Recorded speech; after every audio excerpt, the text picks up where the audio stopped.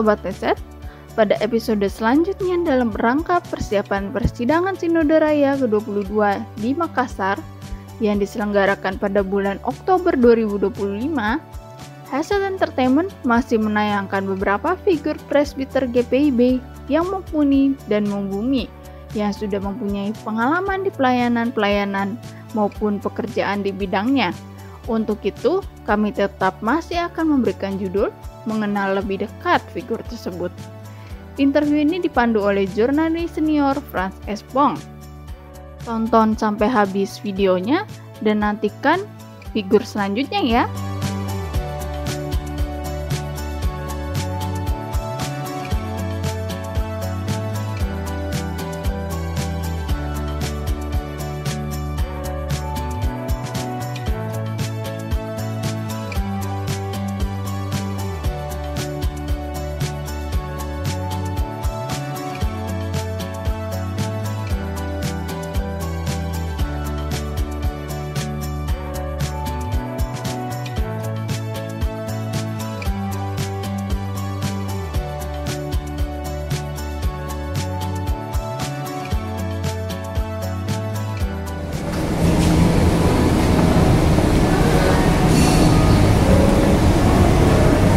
Pak Samuel Uruilal.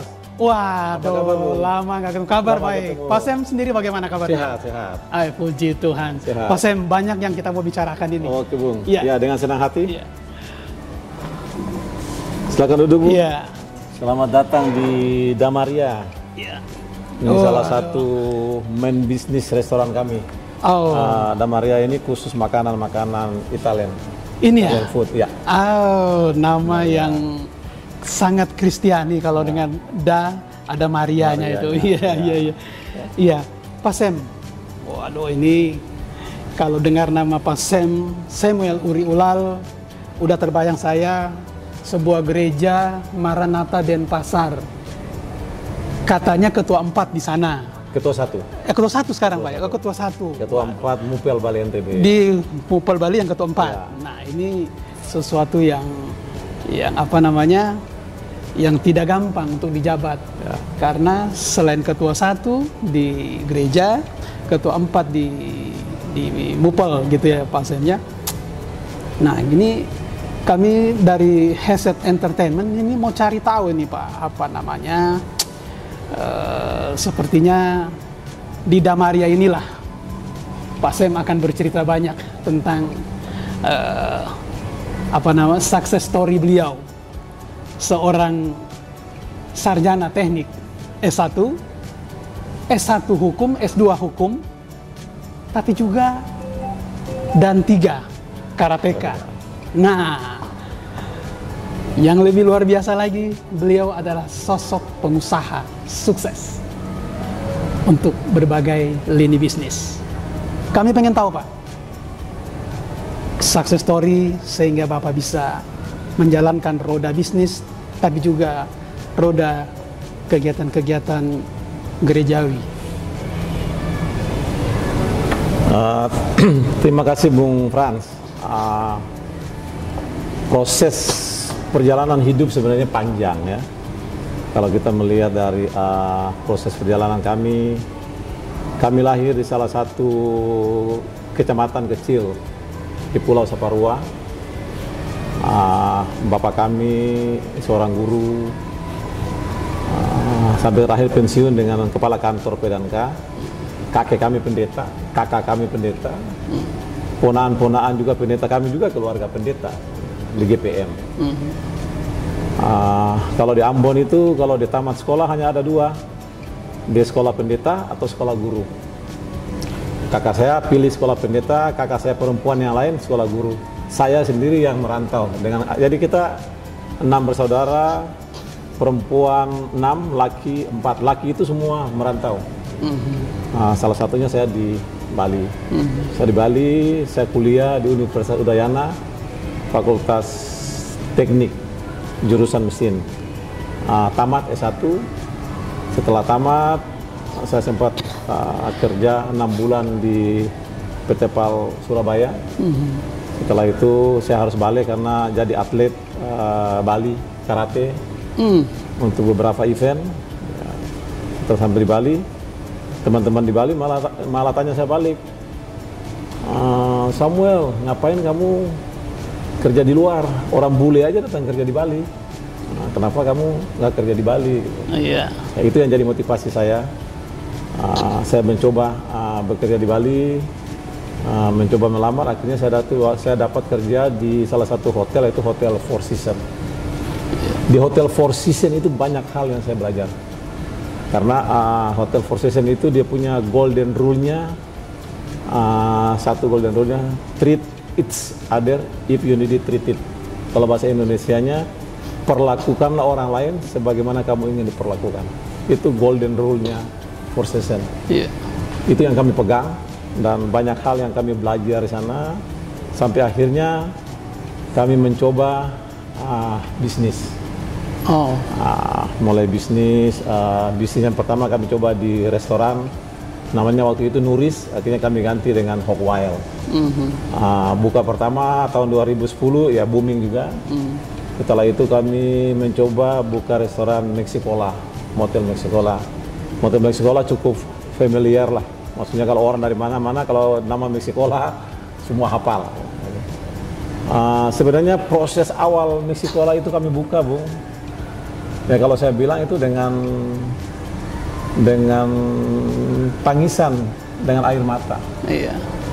Satu ketika saya sama partner saya orang Australia namanya Adrian, kita duduk, sudah bulan ke-6 sepi restorannya. Karena restoran yang kami ambil itu sudah 3 kali tutup. Di dalam restoran itu karena Meksikola style, ya ada gambar perjamuan, ada gambar Tuhan Yesus, ada gambar salib di mana-mana di dalam restoran Meksikola itu. Memang stylenya restoran Meksikola. Akhirnya kita udah putuskan ya kalau bulan ke-7 ke-8 kayak begini terus, kita dua bisa tutup. Tapi puji Tuhan, ada salah satu film box office pada saat itu, mereka syuting, saya lupa judulnya, Bung Frans. Dan film itu booming. Karena booming, orang lihat ada Motel Meksikola. Disitulah awal Meksikola bangkit. Itu awal pertama. Kami bilang itu pekerjaan Tuhan, kita nggak pernah tahu ya. Karena kalau saya yakin ya Tuhan bilang ya, Dia akan memberikan indah pada waktunya. Dan itulah Meksikola bulan ke-8. Semua orang cari Meksikola karena muncul di layar tulisan Motel Meksikola, Motel Meksikola. Setelah itu berkembang, buka yang lain, ada Mississippi Bali, ada Meksikola 2, ada Luigi. Ini kita sekarang berada di Damaria, dan ada satu yang lagi dalam proses pembangunan adalah Meksikola 3 di daerah Uluwatu. Dan kami yakin bahwa kami bisa melakukannya dengan baik. Oke. Ya. Sobat Headset Entertainment, kita lanjut. Kita dengarkan kisah-kisah selanjutnya. Apa yang akan disampaikan Bapak Sam Uruila. Pak Sam, kabarnya pernah bekerja di PT PAL ya, sebuah perusahaan ya BUMN kan itu Pak ya. Itu kan berarti Anda punya background sebagai sarjana teknik. Terus sekolah S1, S2 hukum. Nah, kami mau tahu nih, sebagai seorang pengacara di Samuel Uruila and Partners. Nah, ini kisah-kisah seorang Sam menjalankan fungsi-fungsi sebagai seorang pengacara. Suka dukanya, Pak Sam, boleh diceritakan? Terima kasih Bung Frans. Kita berbicara masalah hukum dan masalah pelayanan. Kalau kita bilang sebenarnya itu dua bidang yang kadang-kadang kalau bagi kami sih salah satu, kalau orang bilang penegakan harus dilakukan, yang salah satu kadang-kadang orang bilang Pak hukum kasih. Cuma kadang-kadang banyak hal kasus-kasus hukum yang terjadi. Kalau bagi kami yang selama ini kami lakukan di perusahaan, dan kami juga menyelesaikan banyak kasus yang terjadi. Intinya dari kasus itu harus ada penyelesaian sampai tuntas. Oh. Jadi prinsipnya harus tuntas. Jadi kasus itu tidak boleh diselesaikan dengan setengah-setengah atau ada gantung dan segala macam. Dan kalau sudah diselesaikan secara tuntas, sudah tidak boleh ada lagi celah hukum apapun yang akan digunakan orang lain untuk menuntut balik. Jadi kasus itu saya bilang Inkrah penyelesaian gitu, harus tuntas dan inkrah. Selesai. Ya. Saya nggak tahu ke depan seperti apa kalau kasus-kasus yang lagi dihadapi. Kalau kita bilang misalnya ada kasus-kasus tanah yang terjadi, ya kita nggak tahu misalnya kasus-kasus tanah yang dihadapi gereja, dihadapi apapun ya sebenarnya. Kalau kami sarankan ya penyelesaian juga harus tuntas.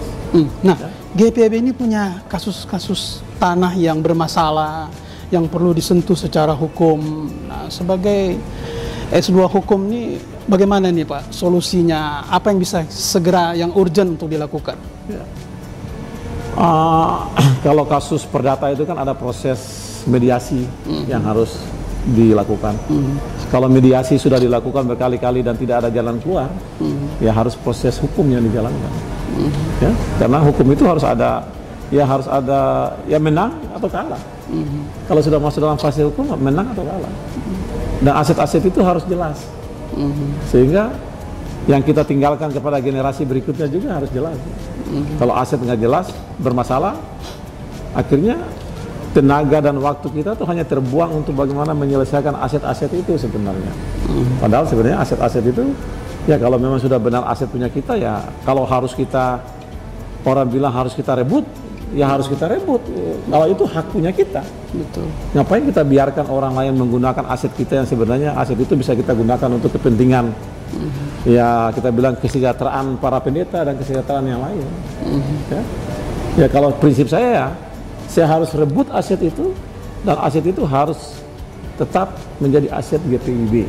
Kalau memang itu benar punya aset GPIB. Ya. Nah, saya tertarik ini. Pak Sem sudah bilang mengenai kesejahteraan pendeta. Ya. Seperti apa itu Pak, menurut Bapak?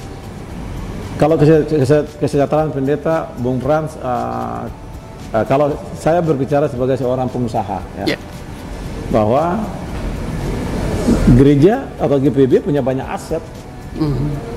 Aset itu kita mau jadikan apa? Seharusnya kita harus jadikan aset itu yang membawa keuntungan untuk gereja. Kalau kita biarkan aset itu tidur, kapan aset itu bekerja? Seharusnya aset itu harus bekerja untuk kita. Kalau aset itu dibiarkan tidur, apa yang mau kita dapatkan? Karena prinsipnya satu organisasi itu kan kalau kita bilang dia sebagai, kalau dalam bahasa manajemen kan seperti pohon beringin, Pak.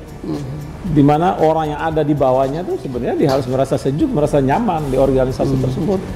Secara logika apa? Secara kesejahteraan juga dia terjamin, masa depannya terjamin. Ya, jadi dia merasa nyaman. Jadi dia tidur, dia fokus melayani, ya hanya fokus yang mau melayani, karena segala sesuatunya sudah disiapkan oleh organisasi untuk mereka dan keluarga. Nah, sekarang yang kami lakukan misalnya di grup perusahaan kami punya dana-dana CSR-nya sekarang yang saya lagi lakukan, kami berikan untuk anak-anak pendeta yang sekolah. 2 bulan yang lalu sudah kami lakukan, dari masing-masing anak kami transfer 500.000 per anak. Kami sudah lakukan 5, tapi ke depan saya akan terus melakukannya. Saya akan dapatin mungkin sekitar 25-30 anak ke depan yang akan saya himpun nanti. Sekarang kami baru luncurkan untuk 5 anak. 500.000 dan sudah kami perusahaan sudah transfer mereka setiap bulan, dan kami transfer langsung ke anak mereka. Tapi dari perusahaan kami juga minta nama orang tua mereka. Jadi nanti setelah ditransfer ke anak mereka, bukti transfer kami juga kirim ke orang tuanya, kasih tahu bahwa Pak, uangnya sudah kami transfer ke anak Bapak. Jadi orang tua juga bisa mengontrol bahwa anak mereka juga sudah menerima uang, sehingga mereka juga tidak minta double kepada orang tuanya. Setiap bulan 500.000 Bung, CSR yang sudah kami luncurkan untuk anak-anak pendeta. Untuk mereka bisa membantu, mereka juga bisa membayar uang buku untuk mereka kuliah, dan itu ke depan kami akan lakukan terus menerus CSR-nya kami. Seperti saya bilang itu, bangun konsep bisnisnya kan, ya Bung lihatlah ini seperti, kalau saya bilang ini seperti Orange yang lagi mau kita minum nih, kan dia akan tumpah Bung, lama kelamaan tumpah. Kalau dia tumpah kan minimal dia jatuh ke bawah, dan di sekitarnya itu juga dia merasa terberkati, sejuk dia. Iya. Ya. Dia merasa bahwa dengan kehadiran perusahaan itu juga membawa dampak positif bagi mereka. Itulah konsep bisnis yang kami lakukan. Sobat Headset Entertainment, luar biasa apa yang dipaparkan sosok pengacara tapi juga pengusaha sukses di Bali, Samuel Uruilang. Konkret. Mau tahu kisah selanjutnya setelah ini? Kita minum dulu kayaknya. Oke, Pak Sem, silakan. biar Dari semakin tadi kita doang ngobrol aja. Betul. Nah, kita minum ya. Kita rasakan. luar biasa servis di Damaria ini. Pak Sem, selama berpelayanan di GPIB ini kan pasti Pak Sem punya pengalaman-pengalaman indah yang bisa dibagikan ya. Mungkin karena kan ya namanya GPIB ini kan tidak selalu mulus berpelayanan kita Pak. Selalu ada orang setuju, ada juga orang tidak setuju. Dalam tanda petik dengan bahasa penentangan-penentangan. Nah Pak Sem melihatnya seperti apa itu? Oke. Terima kasih Bung Frans. Pelayanan di GPIB bagi saya sebenarnya satu tantangan yang bagi saya itu sebenarnya tantangan yang sangat menyenangkan. Waktu saya masih kerja di hotel, waktu itu saya lagi nunggu salah satu pendeta gereja Bali, dia akan ada orang asing yang nikah. Terus karena itu hari Rabu, dia tahu bahwa setiap hari Rabu itu ibadah keluarga kalau di GPIB. Terus dia tanya sama saya, Pak Samuel, Bapak nggak ikut ibadah? Terus saya bilang sama dia, Pak, bagaimana saya bisa ibadah? Saya punya waktu aja nggak ada, setiap hari dengan Bapak harus tungguin kayak gini. Terus setelah beberapa detik kita udah selesai bicara, dia tanya balik sama saya begini, Pak Samuel, yang kasih Bapak punya waktu siapa? Saya bilang Tuhan. Terus yang Tuhan aja yang kasih Bapak punya waktu, masa Bapak nggak punya waktu untuk dia? Untuk Tuhan. Sejak itu Bung Frans, saya langsung bilang, Pak Pendeta, terima kasih Pak, saya pulang saya ambil barang, saya pulang, saya ikut ibadah. Sejak saat itulah awal saya mulai aktif di gereja. Tapi sejak saya kuliah dan sampai saya kerja tuh jarang saya aktif di gereja. Tapi kata-kata pendeta pada saat itu yang mengingatkan saya. Aktif, saya diaken, habis diaken setelah itu saya terpilih jadi ketua 1 GPIB Marata Denpasar. Dan tantangan pada saat itu, pada saat COVID sebenarnya. COVID, jemaat kami rapuh. Bagaimana kita harus membantu mereka. Sedangkan di satu sisi kita sendiri juga harus bertahan hidup. Karyawan kami juga yang kami istirahatkan juga kami harus bayar mereka tiap bulan juga untuk mereka bertahan hidup. Tapi di satu sisi kami juga harus tetap membagikan berkat kepada jemaat kami yang juga mengalami kesulitan yang sangat-sangat parah. Ada satu ketika rumah sakit telepon, Pak, ada jemaat Bapak yang seharusnya pulang, belum bisa pulang karena nggak bayar, belum sanggup bayar. Saya masih ingat, tagihannya sekitar 26 jutaan. Kalau tetap ditinggal akan nyambung. Jadi akhirnya, kenapa kok saya ditelepon? Warga Bapak bilang, Bapak yang ketua 1 katanya yang biasa ngurus orang sakit dan orang meninggal. Oh, oke. Datang mereka rumah sakit, bawa surat, jadi saya harus buat surat jaminan. Ya, satu ketika surat jaminan itu harus bayar 3 kali, mereka nggak bisa bayar. Ya udah, risiko saya harus bayar. Tapi itu konsekuensi, Pak.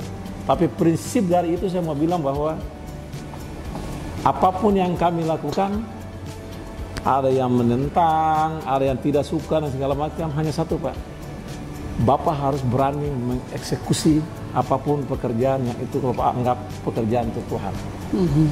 Manusia mau ngomong apa, urusan saya dengan Tuhan, kan saya yang lebih tahu kan. Apa yang saya lakukan dia bilang ada menyombongkan diri, saya pikir ya untuk apa Pak? Ya kalau dipikir ya kami udah punya. Tapi ingat bahwa saya tidak akan pernah patah arang gara-gara omongan orang Pak. Menurut saya itu pekerjaan Tuhan yang harus dilakukan, saya akan tetap eksekusi. Untuk apa? Untuk kepentingan jemaat dan untuk pekerjaan pelayanan Tuhan. Itu prinsip hidup saya. Headset Entertainment, apa yang dipaparkan sangat menggugah. Saya pikir ini konsep berpikir seorang pelayan yang tidak hanya sekedar berwacana, tetapi konkret, memaparkan realita, tetapi juga eksekusi, menghadirkan damai sejahtera bagi umatnya. Pak Sam, saya tertarik dengan bagaimana Pak Sam melakukan itu. Kalau bisa dalam skala yang lebih besar, dalam arti begini Pak, kami itu masih sering mendengar ketika ada jemaat yang sakit, atau anak pendeta mau sekolah, atau pendeta sendiri yang mau melanjutkan studi, itu gereja masih terseok-seok, buka kotak diakonia, buka apalah untuk membantu. Nah, kalau secara real, kira-kira Pak Sam bisa memikirkan nggak sebagai pengusaha ini ya, bagaimana solusi yang terbaik Pak? Jadi tidak hanya sekedar buka kotak diakonia, mungkin ada solusi lain. Pendidikan itu penting Pak. Apa kita mau mendapatkan SDM pendeta yang baik, ya mereka harus sekolah. Ya. Mereka harus sekolah dan harus sekolah. Anak-anak pendeta juga ya mereka harus juga sekolah Pak. Ya sebenarnya saya bilang itu banyak aset gereja yang sebenarnya bisa kita lakukan ya, untuk menghidupkan PEG. Ya, sehingga pendeta itu tidak, ya karena gini Pak, pendeta dia hanya fokus untuk pelayanan, dia sudah nggak berpikiran untuk bisnis. Ya kami lah atau kita yang di GPIB, atau kita bilang ya kalau sekarang misalnya di MS misalnya, ya mereka sudah harus mikirkan Pak untuk itu. Karena organisasi Pak, kita duduk di organisasi itu bukan karena kita hanya sekedar datang kita duduk sehingga kita dianggap bahwa oh kami ada di dalam organisasi sebagai pimpinan tertinggi satu gereja, tidak Pak. Tapi dengan kehadiran kami di sana sebenarnya harus membawa dampak untuk bagaimana pelayanan jemaat, bagaimana pelayanan pendeta, sehingga mereka tidak memikirkan hal-hal yang lain. Mereka harus memikirkan bagaimana saya fokus hanya melayani. Organisasi sudah menyiapkan semua untuk kami. Itu sebenarnya the real organisasi yang baik Pak. Jadi aset-aset sebenarnya masih bisa banyak diberdayakan Pak. Kita bisa mencari investor Pak. Ya Pak, saya berikan contoh aja Pak. Kemarin permasalahan anak-anak training di Stikes ya. Susah. Ya karena ada hubungan bisnis yang baik kami dengan Mas Pion Group. Karena beberapa bidang tanah Mas Pion Group kami sewa untuk bisnis kami di Bali. Ya kami ngomong, jadi kami nggak segan-segan Pak, kalau kami ada ketemu dengan para pengusaha, kami ngomong, kami juga ngomong tentang bagaimana pelayanan kami di GPIB. Jadi bukan sekedar kami hanya ngomong bisnis Pak, tidak. Kami ngomong juga terhadap GPIB dan kendala-kendala apa yang dihadapi oleh GPIB. Dan akhirnya mereka tertarik. Mereka menghubungi, jadi Mas Pion Group itu punya anak nikah dengan CEO-nya Mayapada, dia langsung telepon. Sekarang Stikes sudah kerjasama dengan Mayapada Group, jadi mereka tuh bisa training di seluruh rumah sakit Mayapada seluruh Indonesia. Dan artinya sekarang, ada solusi ya Pak ya? Ada solusi Pak, dan sekarang saya coba berbicara lagi dengan mereka, dan mereka sekarang menunggu. Mereka bilang, Pak Samuel, kami suruh GPIB buat proposal dong. Apa yang diinginkan oleh GPIB dengan kami. Jadi maunya GPIB seperti apa, maunya Stikes seperti apa, kerjasama dengan Mayapada Group nanti. Kasih proposal, jadi kami tahu maksudnya begini, maksud kami akan begini, setelah itu kami duduk bersama-sama. Kami diskusi nanti untuk carikan jalan keluar. Saya pikir ke depan saya bisa juga membantu kok Stikes ini untuk keluar dari masalah yang selama ini dibilang hanya terus menjadi bebannya GPIB. Ya. Iya. Sobat Headset Entertainment, semakin dalam kita berbicara, semakin cerah sebuah pencerahan yang kita dapatkan dari seorang pengacara tapi juga pengusaha sukses di Bali ini, Bapak Samuel Uru Ilal. Mau tahu Apa harapan dan mimpi-mimpi Pak Sem Urilal berikutnya? Kita simak setelah ini. Pak Sem, Oktober 2025 nanti kita akan menghadapi persidangan akbar yang disebut sebagai PSR 2025 di Makassar, di mana wadah itu akan digunakan untuk menentukan siapa-siapa yang akan duduk sebagai fungsionaris Majelis Sinode dari ketua umum, ketua 1 sampai bendahara 1. Nama Anda sering digadang-gadang dan disebut-sebut adalah sosok yang tepat sebagai ketua 4. Jika saja Anda terpilih sebagai ketua 4, harapan-harapan apa yang akan Anda lakukan? Terima kasih Bung Frans. Kalau kita bilang apa yang harus dilakukan sebenarnya, kalau saya punya prinsip saya bahwa jika Tuhan menghendaki itu terjadi, ya saya akan bekerja yang keras untuk GPIB. Ya, jadi karena begini, kalau makin banyak saya omong, berarti makin banyak juga yang harus saya pertanggungjawabkan. Ya. Lebih enak makin sedikit saya ngomong, tapi makin banyak yang saya kerjakan. Oh, yes. Itu prinsip hidup saya. Dan saya satu orang yang bukan kalau bahasa di manajemen bilang NATO itu no action talk only. Tapi saya tipikal yang kerja dan mengeksekusi. Ya, itu yang sebenarnya harus kita lakukan. Di benak saya sudah banyak sih sebenarnya yang jika Tuhan mengizinkan saya ada di sana. Yang tadi saya sempat omong sebelum kita ketemu, saya bilang sama Bung Frans bahwa prinsip saya seperti Abraham. Abraham, Tuhan suruh dia keluar meninggalkan daerahnya, pergi kemana, dia tidak tanya Tuhan saya mau kemana. Karena prinsip saya bahwa kemanapun saya jalan, Tuhan sudah menyiapkan itu untuk saya. Dan kalau saya harus sementara meninggalkan bisnis saya untuk pelayanan untuk Tuhan, dan saya yakin Tuhan tidak akan pernah menutup berkat itu daripada saya dan keluarga saya. Karena pekerjaan Tuhan saya harus jalankan, dan saya yakin dan percaya Tuhan akan membuka tingkap-tingkap di langit, curahkan berkat juga kepada apa yang sudah saya bangun. Karena apa yang kami bangun juga sebenarnya juga untuk pekerjaan Tuhan, bukan hanya visi murni untuk kepentingan pribadi itu. Tapi yang kami harapkan bahwa bisnis kami juga bisa menjadi berkat juga bagi orang lain. Orang lain juga bisa merasakan apa yang kami rasakan, seperti itu. Karena kami berangkat juga dari kampung, dari keluarga susah. Dan pada saat kami bisa menikmati semua seperti ini, kami juga ingin membantu orang-orang biar dia tidak mengalami susah seperti yang kami rasakan seperti ini. Gitu. Kalau di kampung ya mungkin susah bersekolah, mau cari kendaraan aja susah.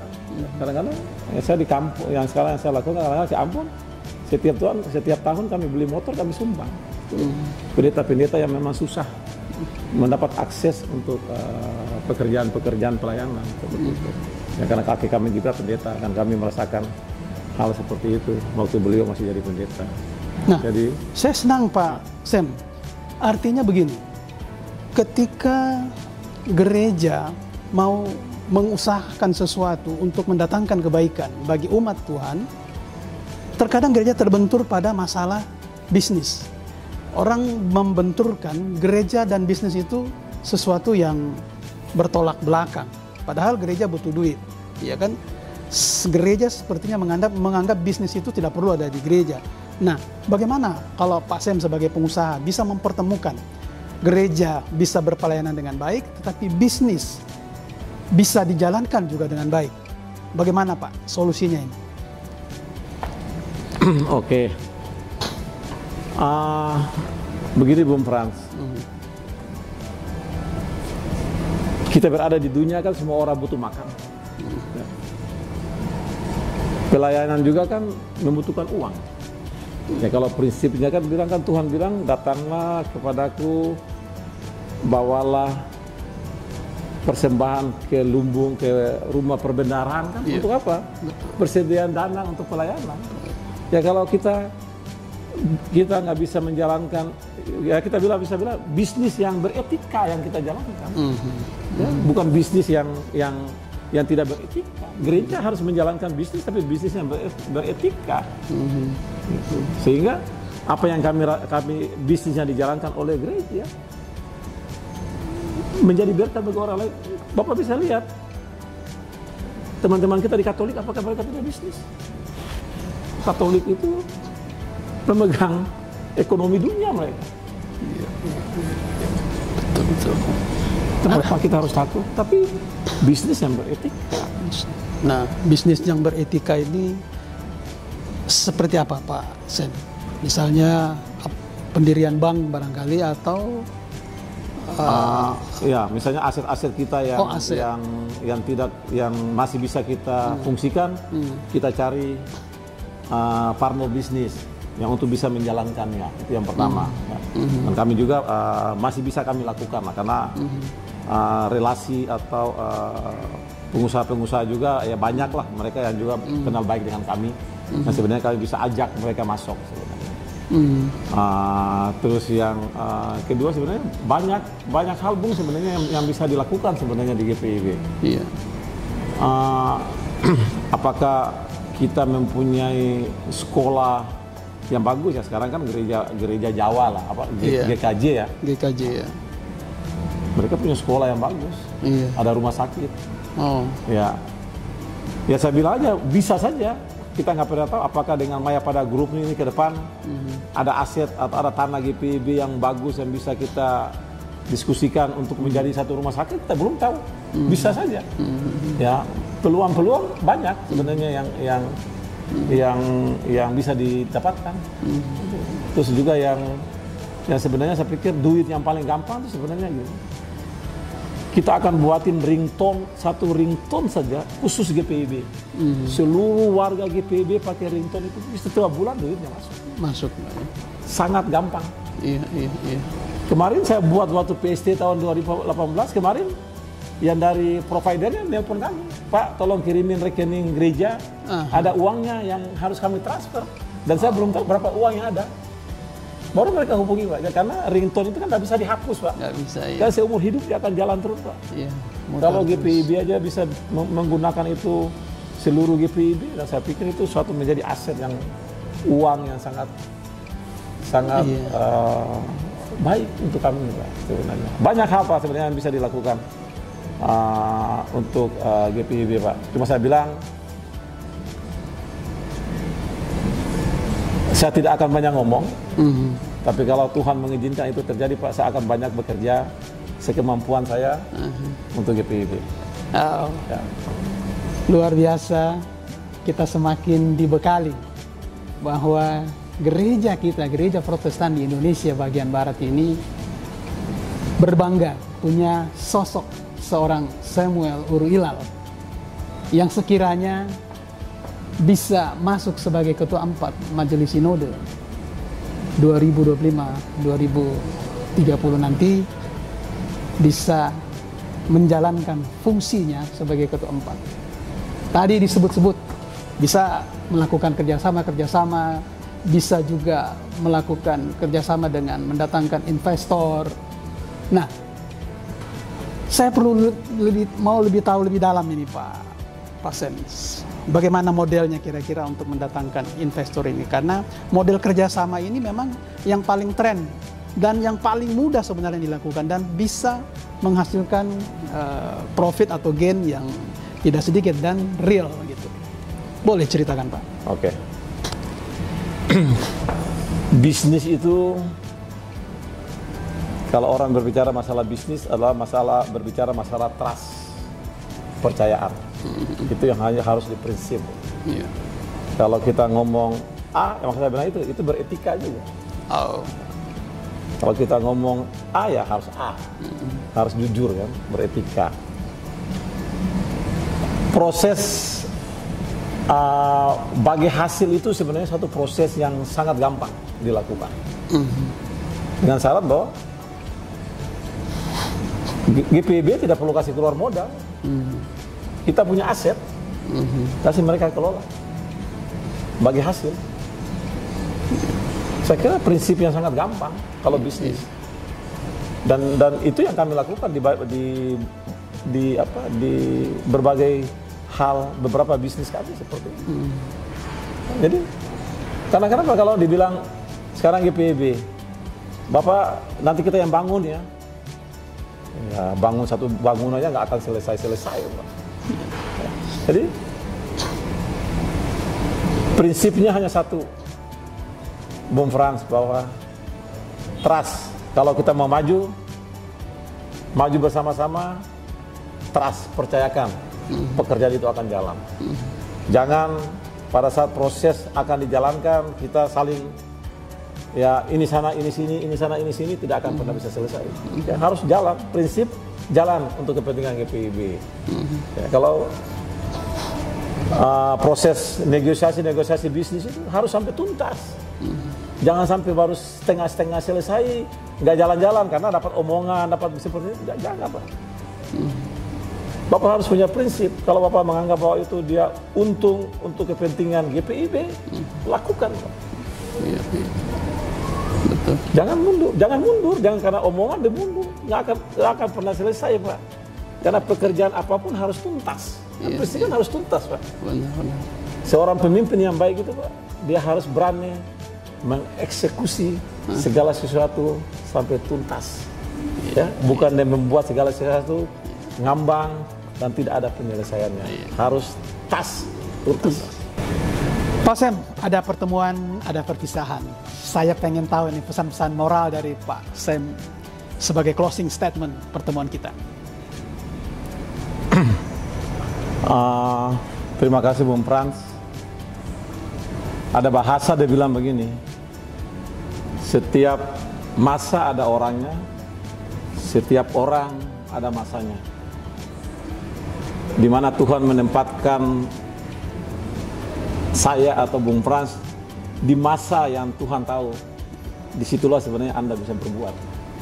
Karena Tuhan menempatkan seseorang itu tidak sembarangan. Pasti Tuhan tahu di mana masanya yang terbaik, Dia menempatkan kita di situ. Dan pada saat Tuhan menempatkan kita di deretan masa tersebut, kita harus berkarya dan bekerja. Untuk apa? Untuk Tuhan. Tuhan memberkati kita. Sobat Heset, lengkap sudah obrolan kita sore hari ini dari seorang Samuel Uruilal, pengusaha di Bali. Sampai jumpa di PSR 2025 Makassar. Tuhan Yesus memberkati. Terima kasih Bung Frans, terima kasih tim. Tuhan Yesus memberkati. Makasih Pak Sam. Terima kasih Bung.